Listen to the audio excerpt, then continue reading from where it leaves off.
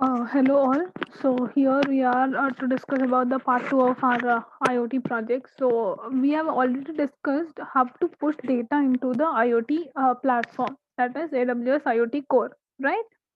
So what we did, we used a Python code using which we sent some data into the IoT Core, and from there we have inserted that data whichever is received into the DynamoDB. Now our data is available in the DynamoDB. Further, what we want is we want to fetch this data and do the, like show it on the UI or any other thing, right?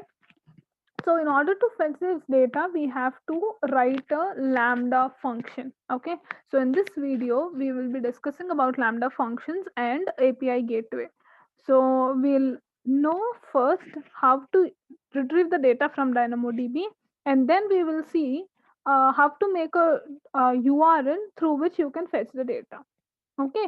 So now let us proceed further.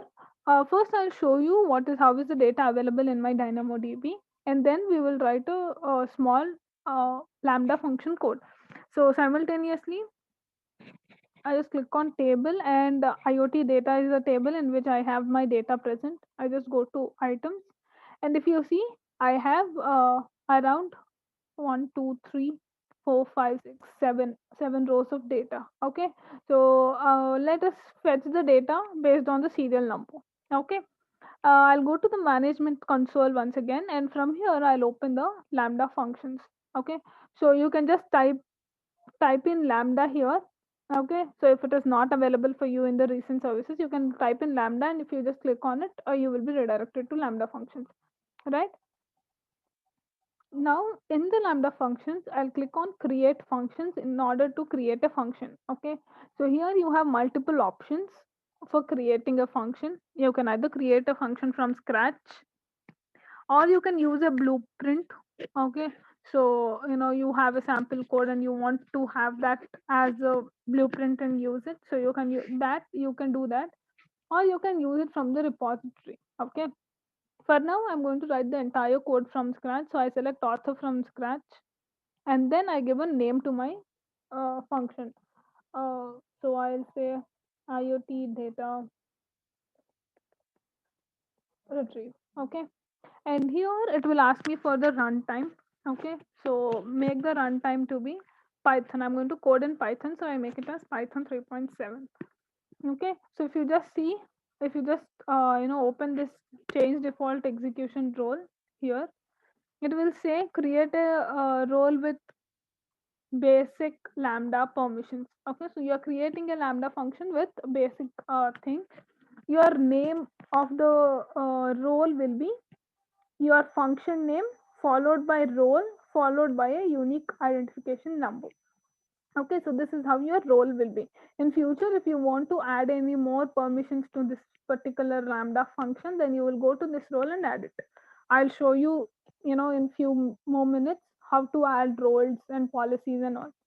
Okay, so here we are creating the role with basic Lambda permissions, and we'll click on create function. Okay, so it will in a while create the function, and then well, I'll show you, like I'll explain you what each and every line means there.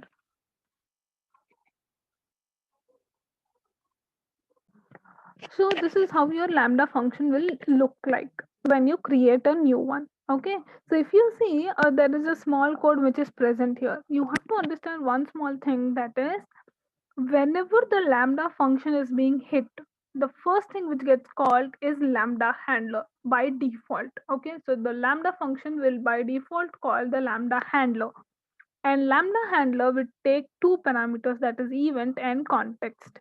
Event is the values which we are trying to pass to the Lambda function, and context is maintains the log of your Lambda function, right? So here is a small code which says hello from Lambda. Okay, so let us try to check how this works. Okay, so I'll just click on deploy, that is I'm saving the entire code, and then I'm clicking on test. So when I click on test for the first time, it will ask me to give what event. Okay, so we were discussing, right, event are the values which we are passing to the Lambda. So in case of testing, you can't always go to your application to which you are inserting the Lambda I mean, like attaching the lambda, and from there you can't pass the values always, right? So for test purpose, you can give few sample values here. Okay, so to display hello, I don't want any values, so I remove entire thing and I just put the parenthesis. I mean, like the curly braces, and I click on okay. Before that, give a name to it. I'm giving it a sample one, and then click on test. A lambda test case gets created. Now click on test. This is the second time I'm clicking on test, and now it will not ask me to give anything. Okay, it will give the result automatically. If you see here under response, you got the return statement, whatever was there in the return, that you got it as the output. You got the status code to be 200, and you got the body to be hello from lambda. Okay, ma'am, do I have to always write something like this, status code and all these things? No, you need not. You can remove this and you can simply say hello. Okay, and let us see how that works. Hello. Now I'll just deploy this and we'll test it. Okay, so if you see the response is what? Hello. So whatever you return is coming as response.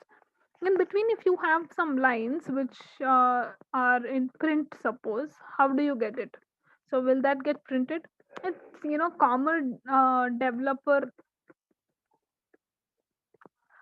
developer practice that we write print statements in between in order for our convenience, right? So if you have any print statements in between like I did, how will you get the response? I deploy this code, I test it. Okay, so what did you get? You got the response to be hello only. If you see, the response is only hello. But in the function logs, if you see, after the stat and below the end, you find the statement which you wrote in print. Okay, so hello in print was the statement which I wrote, and that is what is the output which I got. Okay, so this is in simple how you work with lambda. Now let us go and try to get the what do you call information from DynamoDB. Okay, so what I'll do is first I'll import Boto3. What is this Boto3? Why do I have use it? Boto3 is the one using which you can create instances to your AWS services. Okay, so I import Boto3 in first place, and then using Boto3, I create the instance for the resource named DynamoDB. Okay, so I created a resource, I mean the instance name. It can be any name. I'm making it as Dynamo. Okay, and then I say Boto3 dot resource, and I give the resource name. I want to connect with what? I want to connect with DynamoDB, so I make it as DynamoDB. Make sure the resource name is all in small letters. Don't give any capitals here. Okay, otherwise it will throw errors. Okay, so now that I have created the DynamoDB instance, what will happen is it will now be able to access, I mean, like it will go and it will be able to see all the tables from DynamoDB. But do you want all the tables? You want only the table in which you have your IoT data, right? So for that, what we'll do is you will create another instance for your table name. I name it as table for convenience. And then using the DynamoDB object or instance, I call that particular table. Okay. So dot table, and in brackets, I'll give the name of the table. What is the name of the table? IoT underscore data. Right. So I just copy it, and in the lambda function, I paste it here. Okay. Done. So with this, what did we do? We created DynamoDB instance. That is, we are trying to use that particular resource in this program.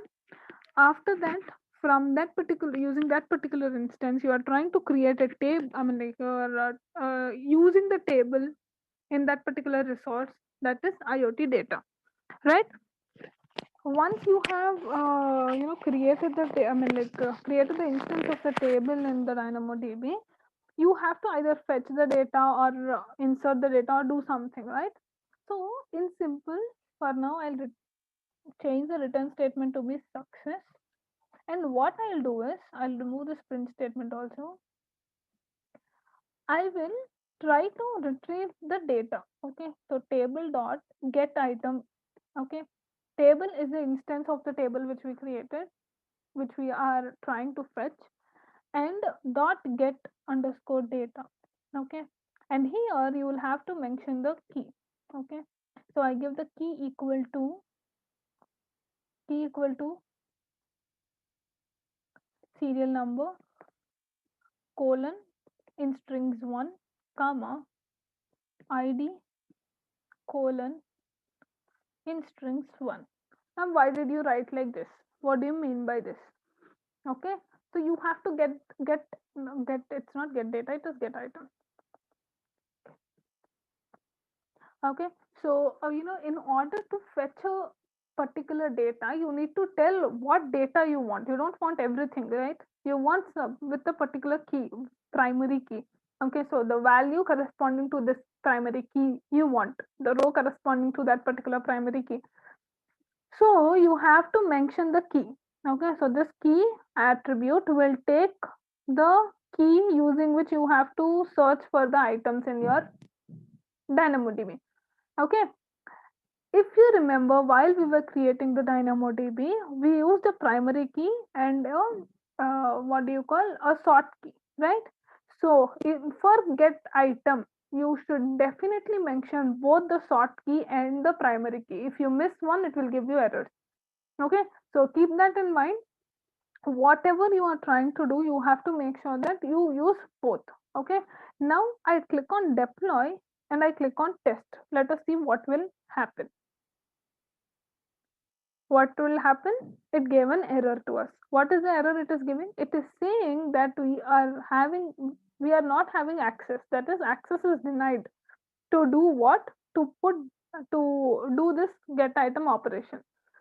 So it is saying this particular role, okay, the role which is used now is not authorized to perform get operation. So what do we have to do in that case? Go to the console, open IAM, okay, open IAM there, and go to roles.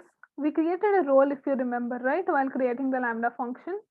A create new role was created. So click on roles, go down, search for the role which got created. I told you how do you identify the role which is associated with your Lambda function. It is function name hyphen role hyphen some unique identity. So what is your function name? IoT underscore data underscore retrieve, right? So just go down and see. Okay, so here is the one, just click on it. Okay, so I have two roles of the same with the same name, so this is the recent role. Okay, so in this role, if you see, I have only the basic execution role, right? This is the basic execution role which we have while creating. You saw, right, with basic lambda execution role we created a role. But to access DynamoDB, only basic Lambda execution role will not be sufficient. So you should have the DynamoDB access also. Click on this attach policies and then here search for DynamoDB as you want to give access to DynamoDB. Search for DynamoDB. DynamoDB full access is there. Just select it. Okay, and click on attach policy. Ma'am, why are we selecting only DynamoDB full access when there are a lot more available? See, if you are using the any other one, it will either have only write operation or only read operation, or it will have only invocation operation or something like that. But we want it to access anything in DynamoDB, right? You should be able to either insert the data, remove the data, update the data, or fetch the data. Whatever you want, you should be able to perform. So in that case, we make it as DynamoDB full access and then we click on attach policy. Okay, so once a policy has been attached, just go to your Lambda function, refresh the page once, refresh the page once, and then try to test with it. Test the code. Okay, now click on test and see what will happen. Okay, it gives a return message as success and there is nothing output seen. Why? Because we got the element value, but we did not store it anywhere, or we did not print it anywhere. So let me do one thing. Let me write this statement in print so that you will be able to see what you are able to get from there. Okay. So I click on deploy and I click on test once the deployment is done.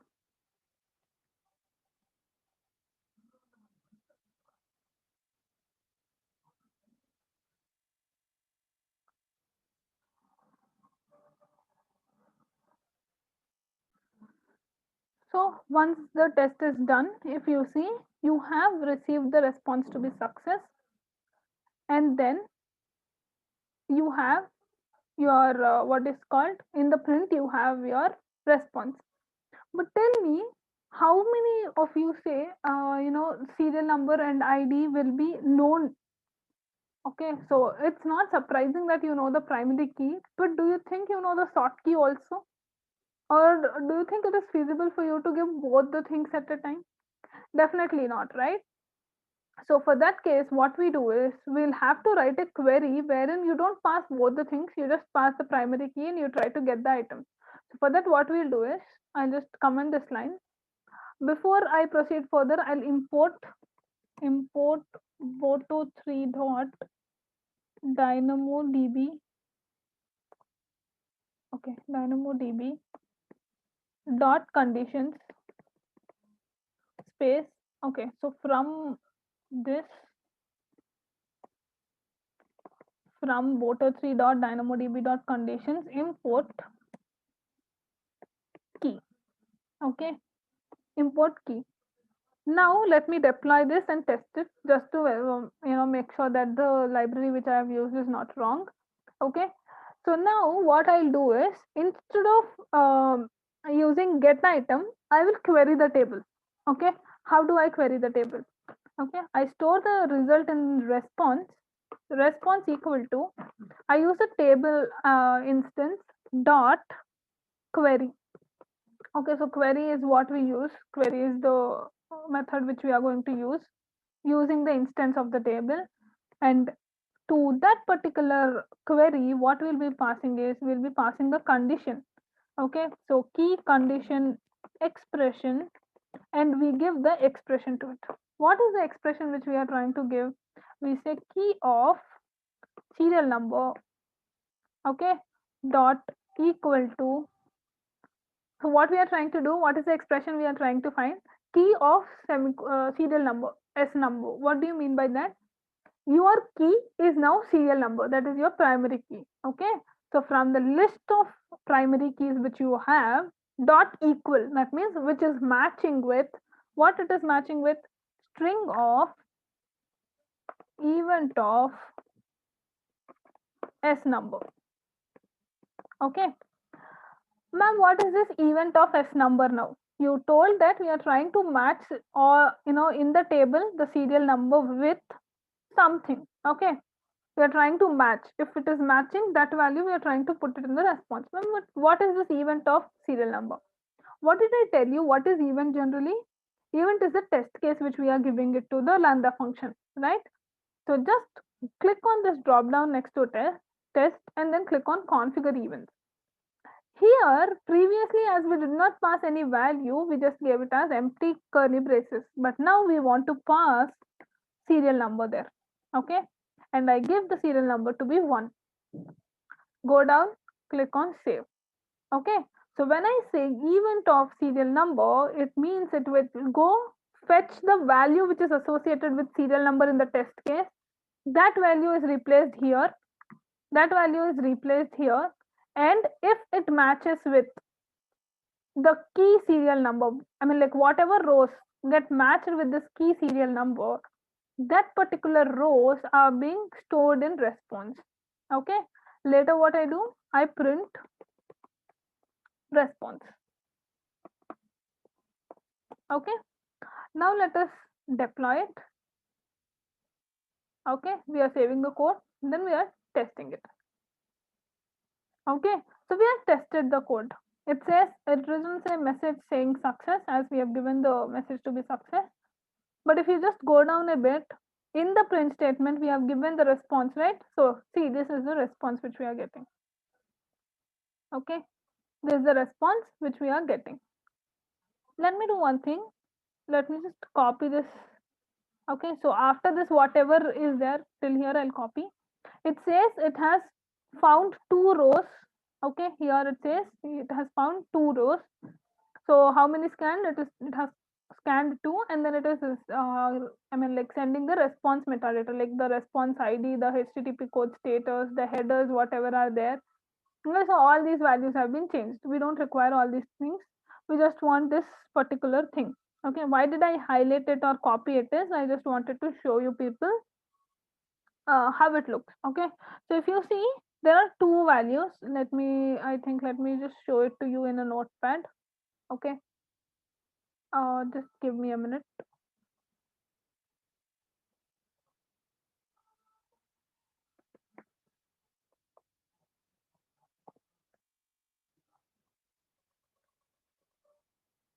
Right, so I'll just show you this particular code. See, I've pasted the code here. If you see inside items, I'll separate this. Inside items, you have a list. Okay, so I'll put a curly brace. Here you will get the metadata and all. So that I have removed and put. So inside item, you are getting a list as an output. If you see, okay, you're getting a list. The value for that items is a list. So I'll separate this list from the entire thing. Okay, so if you see inside that, you again have two dictionaries. Okay, so this is the one dictionary and this is the other one. Okay, after comma, I'll put it in the next line again. Okay, so inside this, what is happening? You're getting the payload ID and serial number as you have it in your DynamoDB. See, in DynamoDB, what you have the payload, you have the serial number, you have the ID. Inside the payload, you again have the ID and the serial number. So in the similar way here, inside the payload, you have temperature, humidity, ID, serial number, and the other two columns being ID and serial number. In a similar way for the next row also. Okay, we have given the serial number to match is 1. If you just see in your DynamoDB, serial number with 1 are 2 rows. There are 2 rows with serial number 1. Hence, it is retrieving 2 rows. Okay, like this. Got my point? So, if you want individual one, you can fetch it like this. Inside items, the values corresponding to items is a list containing all the scanned objects pertaining to that particular key. Okay, so I hope you understood what you mean by this, right? Now go back to your lambda function. Go back to your lambda function. I don't want to return the entire JSON. Okay, I just want to retrieve the rows pertaining to that particular primary key. Okay, so in that case, what I do, I don't want the metadata or those headers or anything. So here, what I'll do is I'll just put a square bracket and I will say in single quotes, I'll give this items. Okay, so what will happen is it will go, okay, from the response, whatever value is associated with this item, that it will fetch and it will display. Let us see. I'll deploy this code and I'll click on test. If you see, now you have only the list. Okay, so you have this one as one payload, this one as the second payload here. Okay, so like that you got two payloads. Okay, so whatever was there. Now while returning also, I don't want to return success now. I want to return this particular JSON code whichever is there. Okay, this list of values. So I say return response items and then I deploy. Okay, I test for it, the values. If you see, this is how I get the values.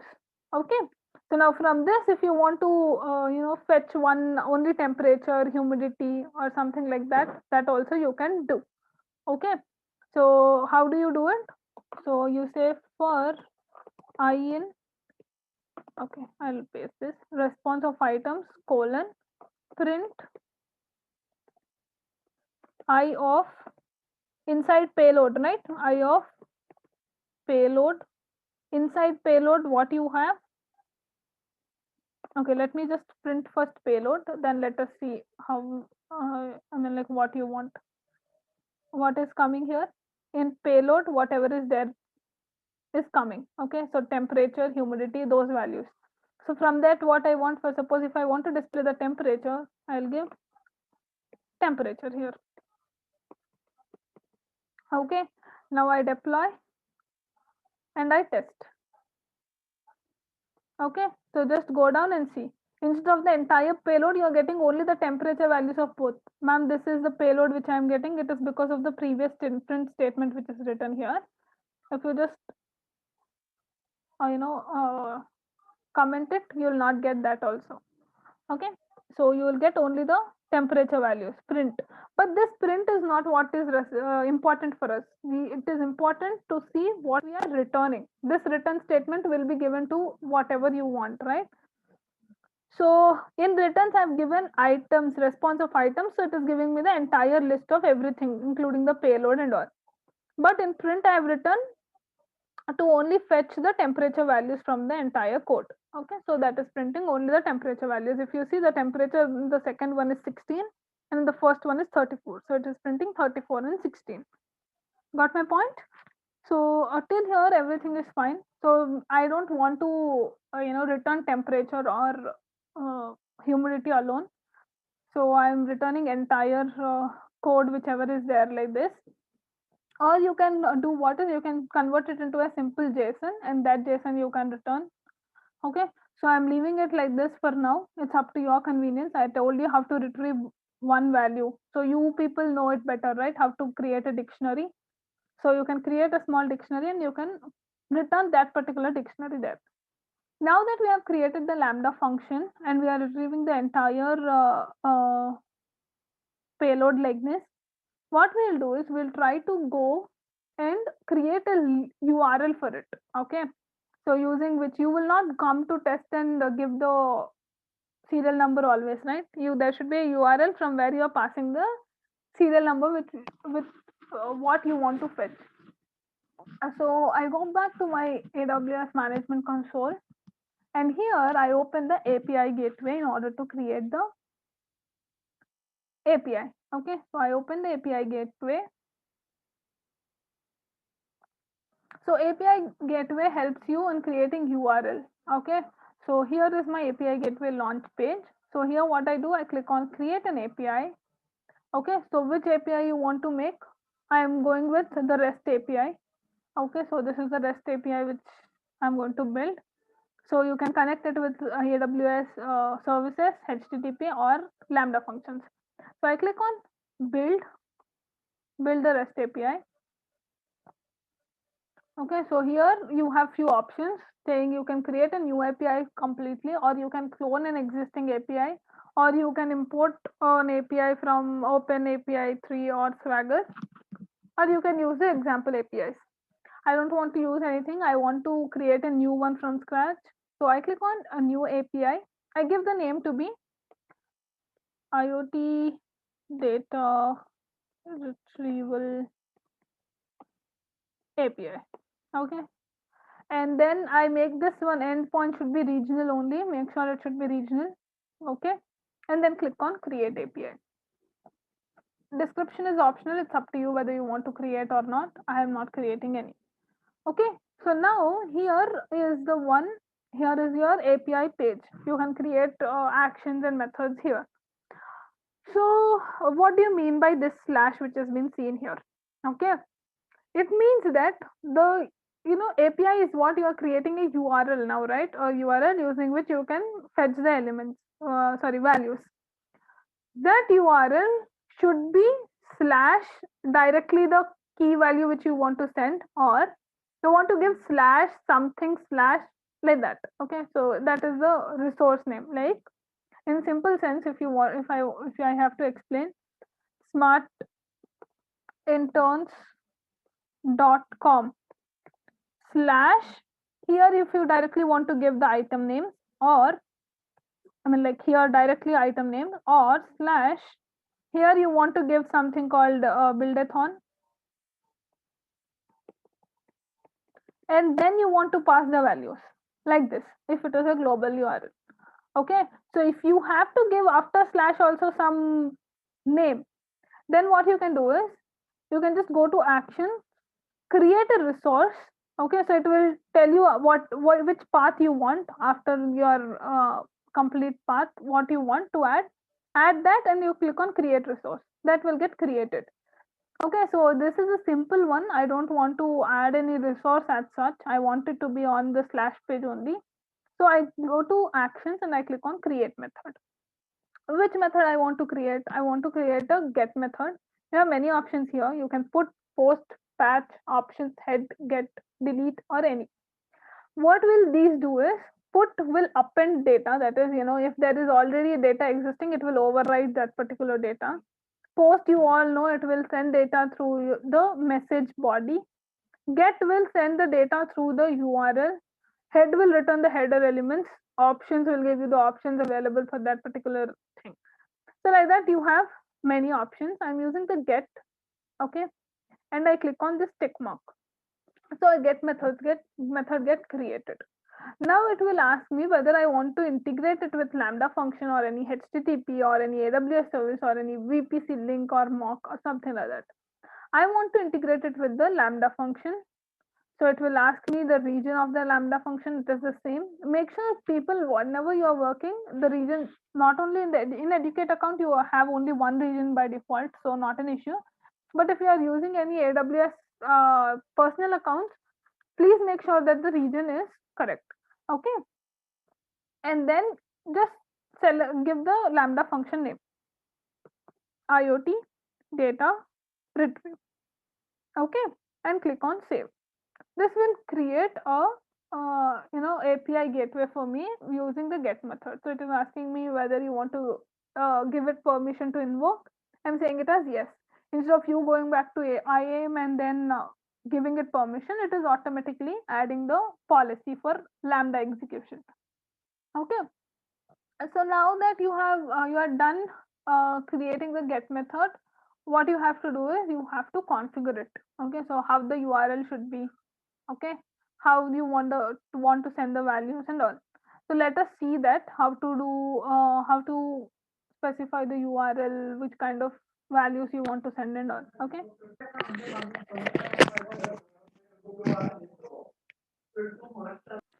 now that we have created a get method, now let us try to go and create the URL. We shall customize our URL. Okay, so first let us do what? First let us give the string which you have to pass in the URL. Okay, so as I told you, get will do what? It will send the data through the URL, right? So if it has to send the data through URL, you have to mention the specific key using which you have to send. So I just go to method request.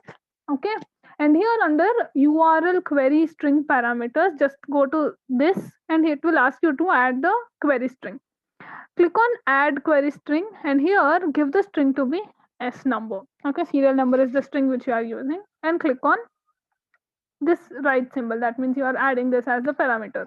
Okay, so URL parameter is added. Now go back, clicking on this method execution, and now click on integration request. Why are we supposed to click on this? See, whatever data you are giving from the URL, that URL has to be converted in the form of JSON and given to the Lambda function, right? How was our test case in case of Lambda function? It was in the form of a JSON, right? So you have to give a JSON there. So just go down and here under mapping templates, click on the mapping templates, you'll get this. Okay, here click on add mapping template and give application slash JSON. Okay, so it means what? You are giving application spelling, application slash JSON, and then click on this tick symbol, right? Now it will give you a template here. Okay, so open close curly brackets, in between write it as in double quotes. The parameter was what? S number, and colon, the value is dollar input dot params. Okay, input dot params, and the parenthesis bracket double quotes s number. What is it doing basically is, see, from the input which you are giving in the URL, it is fetching the value which is corresponding to s number. Got my point? So you will give, right, s number equal to some number, right? That is how you give it in the URL. Okay. So from the URL, the key which is pertaining to s number, the value which is pertaining to the s number key, that value is fetched, and s number colon, that value has been replaced here. Okay. Now click on save in the bottom. Okay. Go up, go back. Now here you have test, right? Click on this test. Here give the parameter. What is your parameter? Your parameter is s number equal to the value. Okay, let me give 0 for now. Okay, value is 0 and click on test. Now it will retrieve, it will go to, once you give 0 here, it will go to your, what do you call, in the URL, whenever you give 0, it will go to the integration type. It will convert this into JSON format. So this 0 is converted into JSON format and passed to Lambda function. From there, whatever is returned is sent here. Okay. So you are testing the API here. It is working perfectly fine. So now what you have to do, you have to make a URL for this, right? You have to deploy this API. Click on actions and click on deploy API. Okay. So it will ask you to give the deployment stage. The stage of the deployment is new stage because it's the first time you are deploying this. I make it as stage 1. I'll name it as stage 1. If you want, you can add any description to the deployment and the stage. I'm not giving any description as such, and I'm clicking on deploy. Okay. When you click on deploy, ignore this error which it is showing. Okay. Ignore this. You don't want it. It will give you a invoke URL. Okay. So copy this URL, open a new tab, paste it there, and here write question mark s number equal to, for suppose we'll give 2 now. Okay, single equal to 2, and then hit on enter. You are getting the value pertaining to the serial number 2. Okay, so like that you can change here. Okay, sorry. Question mark s number equal to 3, enter. So you'll get serial number 3. Okay, so now what you can do is, you can use this URL anywhere in your program, attach a question mark, write s number equal to, and give the value to retrieve the data every time. Okay, so this is the URL which you will be using in order to fetch the data which you have stored. Okay, so I hope the session was clear. Please let me know if you have any other queries. Thank you very much for your patience. Have a great day.